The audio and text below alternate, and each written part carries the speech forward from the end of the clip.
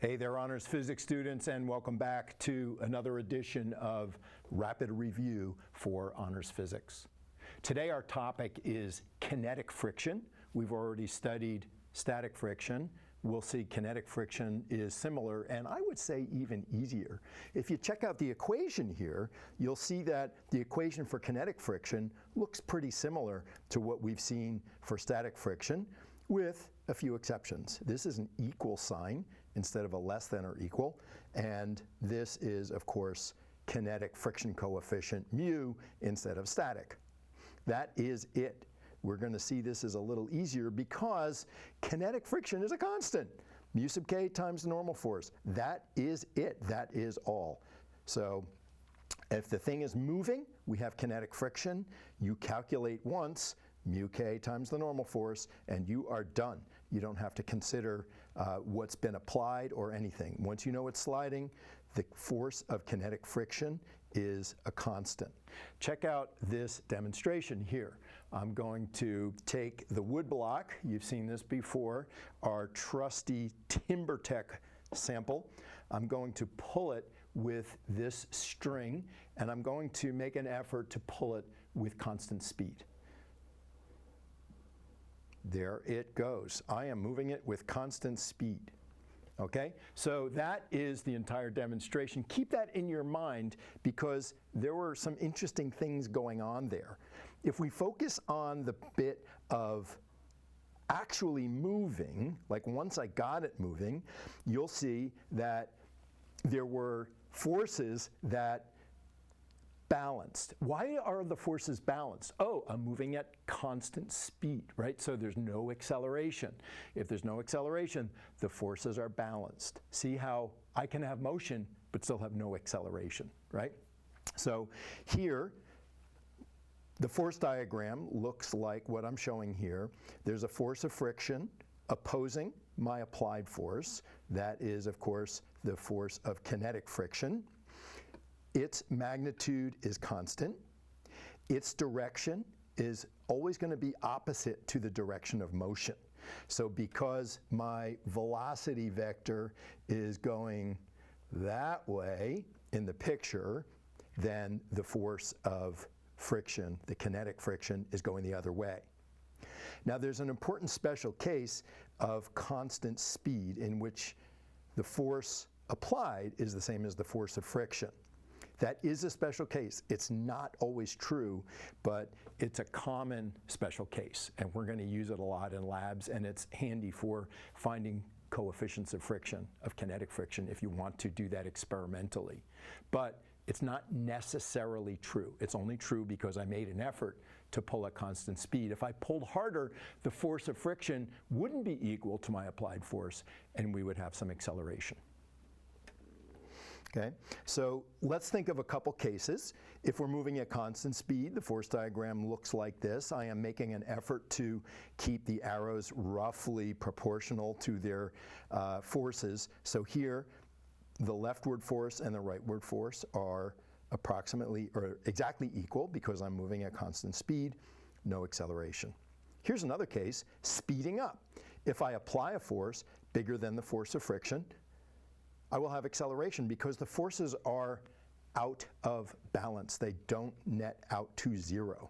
Remember, the force of kinetic friction can't change. It's kind of stuck where it is because once you begin sliding, it's a constant. Here's one that's really interesting. This is a hockey puck sliding across the ice, and it's moving, to emphasize, right, the velocity vector is going that way. It's moving to the right in this picture. And as it slides, there's a friction force opposing the direction of motion, right, so opposite to the velocity vector. And notice there's no applied force in this picture. And that's as it should be.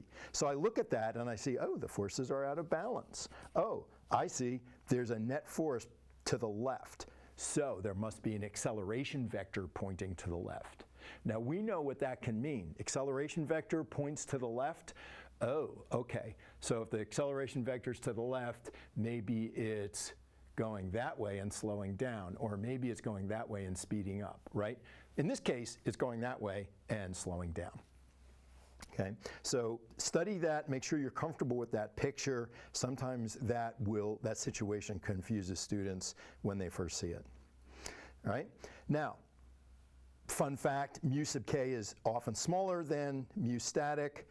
If you want to see a table, you can check out the John Coley table again. This is from the textbook, John Coley Physics 6th edition. Okay, you might remember from static friction, there was a point where slipping starts. Once you begin slipping, if you want to see it graphically, you can see that if I apply forces bigger than Fs max, I get a constant F sub k, right, force of kinetic friction in my graph. Look carefully at the legend here. There is a force applied, and there is a force of friction, which I should have labeled there as the name of that axis. Okay? Now, if you were able to graph the force that I was using when I demonstrated the video earlier by pulling a block, you would have seen that I pulled harder and harder. Oh, wait a minute. I want to be clear here on my axes. There's time on this axis, so it's not exactly the same graph you just saw, and this is my force applied. So you can see I gradually started applying a force, and then when it got to some maximum, the thing started slipping, I happened to notice, and it dropped down to a constant, roughly, a constant force of looks like about 0.37 newtons. So I just read that off a graph. This was measured by an electronic force sensor. You've probably used something similar in your class. Okay, so that is the constant force. If I consider the force diagram for that, I would see that because I'm applying a force, and there's a force of kinetic friction, and I know I was pulling at constant speed, I know that these are equal to each other, and therefore I can figure out indirectly what the force of kinetic friction was. Of course, there's other forces going on, which I've left out. Let me wrap up by saying this. Soon we'll be solving problems, and the way we're going to solve problems is we're going to test to see whether we're doing kinetic friction or static friction. If it's kinetic friction, we'll see that it's a pretty simple analysis. If it's static friction, it's a little more complicated, but we already know how to do that from the prior presentation. I will do examples in the next video, so I'll save that for another session here in Rapid Review. And also I want to just mention a tiny little footnote. If you read the footnote, you will see that we're assuming in our analysis that all of our experiments start with the block not moving. There's a reason for that, which I'll explain at the end of the next video. But for now, if there's something confusing you and you read that footnote and it clarifies, then you're thinking carefully. If the footnote is confusing itself, just ignore it for now. That's all I have for today. Next time, we'll be solving problems with kinetic friction.